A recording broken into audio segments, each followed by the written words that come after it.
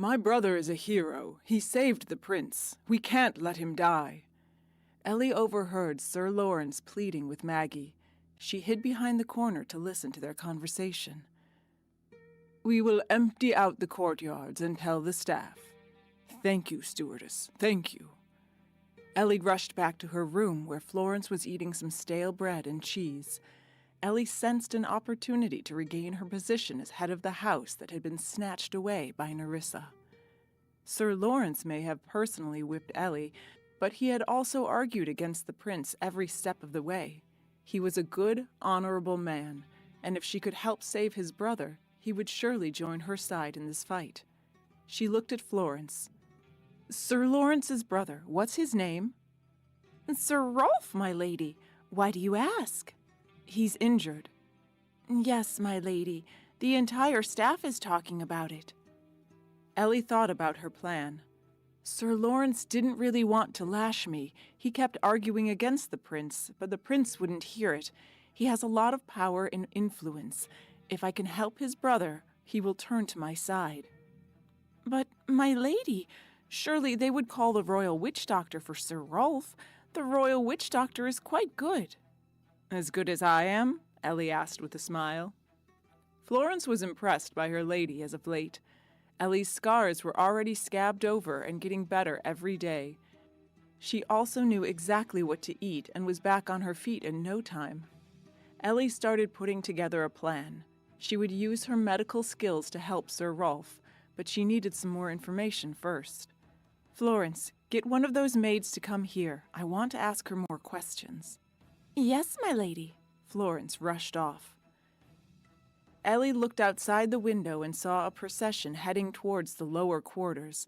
Several guards carried Sir Rolf in a makeshift gurney between them. Prince James followed close behind. At the door to the barracks, she saw him nod towards Sir Lawrence and then turn to leave. James got on a horse and rode out of the castle grounds. This was good news for Elly. She knew it was best to stay out of James's way for now, and if he knew what she was up to, he would have locked her up. Florence returned with a maid who bowed her head in front of Elly. Tell me, girl, you listen to what's going on in the castle? The girl nodded. Elly continued. Good. Tell me everything you have heard about Sir Rolf. The girl looked puzzled, but she was not in a position to deny the princess. Even though the prince had said Elly was not the head of the house anymore, she was still a princess. The girl squeaked as she spoke. Your Highness, an assassin tried to kill the prince on the street. It was Sir Rolf who blocked the arrow and saved the prince's life. This was news to both Elly and Florence, as they had been forbidden to leave their wing of the castle. When did this happen? This morning. And what is the latest news? They are afraid he may not live. Stewardess Maggie has asked everyone not to go near the barracks or the courtyard. Sir Rolf was a good man. He was good to all of us.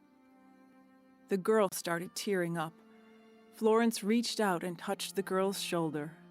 Thank you. Florence looked up at Elly. She's right. Sir Rolf is the deputy commander of the guards, and he's loved by all the staff here. Elly's mind whirred. If she managed to save Sir Rolf, she could win not just Sir Lawrence's loyalty, but the loyalty of most of the staff. Even if Nerissa was head of the house by name, Elly would have real support and power. However, she needed to know more about what kind of wounds she was dealing with.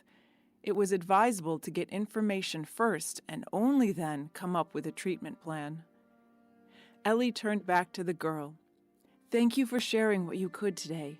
Do you know what kind of injuries Sir Rolf has suffered? The girl nodded.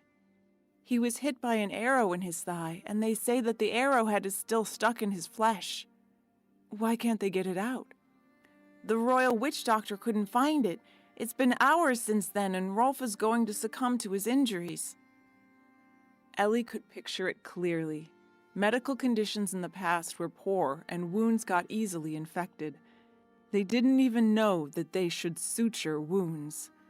Doctors had no idea how to find foreign objects and remove them, especially arrowheads. Elly used to have access to state-of-the-art scanners and other equipment in her past life that could find the tiniest foreign object in a human body. Now, unfortunately, she did not, but she still had her wits. "Thank you. You may go now," Elly told the girl. As soon as the girl had left, Florence turned to her. "What are you thinking, my lady?" "Finding and removing an arrowhead is tricky, depending on how deep it is lodged. I may need a special pair of scissors, but I think I can get it out." Florence jumped up in panic. "My lady, we are forbidden to go out. The prince commanded it, both you and me.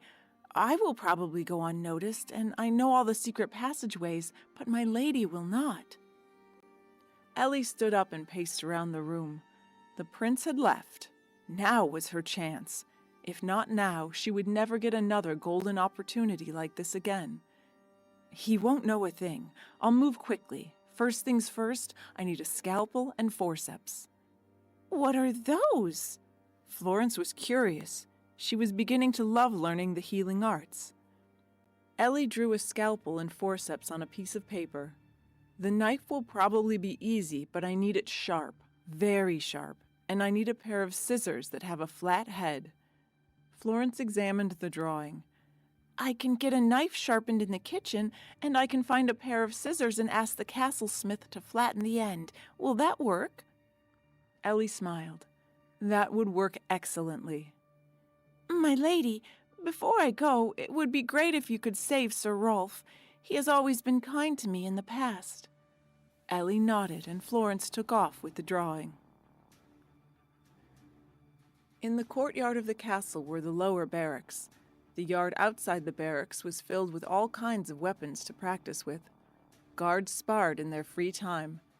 A few straw dummies stood in one corner where archers could practice. The castle guard used this place to keep up their skills.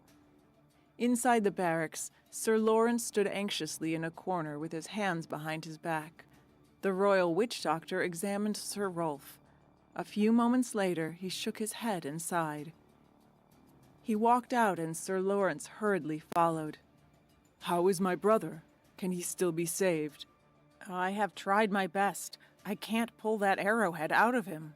I don't think he will survive the night." Sir Lawrence was almost in tears. "I have only one little brother, my lord. We were orphaned when we were young, and we relied on each other to survive. I beg of you not to give up on him. I will do anything, anything." The witch doctor was saddened, but there was nothing else he could do. "It's not just me. My colleagues also agree. We can't save him. I'm sorry. Prepare for his funeral." "I can save him," came a strong female voice. Sir Lawrence and the witch doctor looked up to find Elly walking towards them with purpose. "Let me try. I can save him." Sir Lawrence stepped forward. "Your Highness, the prince has forbidden you to leave. You must go back to your room at once." But Elly had heard everything. The man inside was close to death. She had just a few hours to convince them to let her save him. She was not going to give up on anyone.